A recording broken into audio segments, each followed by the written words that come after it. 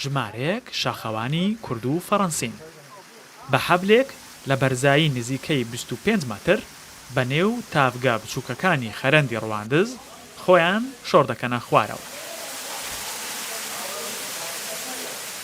هەر هەڵەیەکی تەکنیکی باژەکەی کوشندە دەبێت. کارێکی هەتا بڵێ چێژبەخش بۆ شاخەوانە، بەڵام پڕ لە سەرکێشی. هاتنمان بۆ ئێرە زۆر جێگەی خوشحاڵیە. ئەمە گۆڕانکاریەکە بەراورد بە کارکردمان لە هەولێر.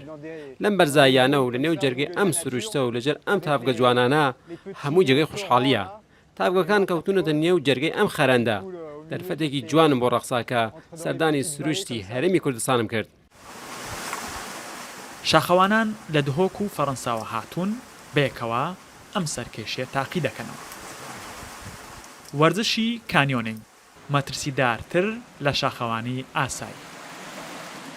بەنێو کەلەبەرە تەنگەبەرەکانی خەرەندی ڕەواندزدا دێنە خوارەوە.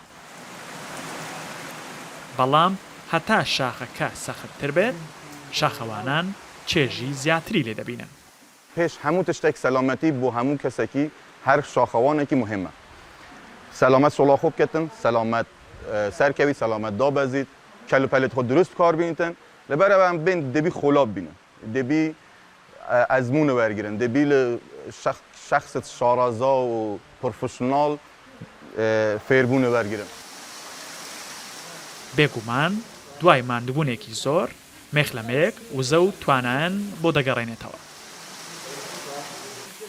خەرەندی ڕەواندز 6 کیلۆمەتر درێژە، لە 25مین خەرەندە سەرنجڕاکێشەکانی جیهان. بەرزترین شوێنی 690 مەترە و نزمترینیشی 560 مەتر. ڕێکار عەزیز ڕووداوە.